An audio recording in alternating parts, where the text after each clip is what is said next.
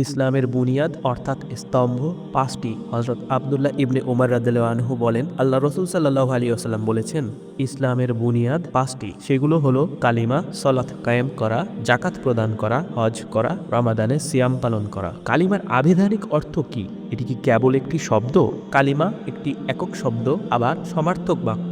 অভিধান প্রণেতাদের মতে কালিমা শব্দটির শাব্দিক অর্থ বিশিষ্ট একক শব্দ, আবার ধর্মীয় পরিভাষায় এটি একটি সমার্থক বাক্যকেও বোঝায়। কালিমাতুশ শাহাদাত দুইটি বাক্য দ্বারা গঠিত। এর মাধ্যমে একথার সাক্ষ্য প্রদান করা হয় যে আল্লাহ ব্যতীত প্রকৃত কোনো ইলাহ নেই, নিশ্চয়ই মুহাম্মদ সাল্লাল্লাহু আলাইহি ওয়াসাল্লাম আল্লাহর রাসূল। প্রথম অংশ কালিমাতুত তাওহীদ, লা ইলাহা ইল্লাল্লাহ, অর্থাৎ আল্লাহ ছাড়া প্রকৃত কোনো ইলাহ নেই। এই প্রথম বাক্যের আরবি অংশটিকে কালিমাতুত তাওহীদ বলা হয়। দ্বিতীয় অংশ কালিমাতুর রিসালাহ, মুহাম্মাদুর রাসূলুল্লাহ, অর্থাৎ মুহাম্মদ সাল্লাল্লাহু আলাইহি ওয়াসাল্লাম আল্লাহর রাসূল। কালিমার এই পরের অংশকে কালিমাতুর রিসালা বলা হয়।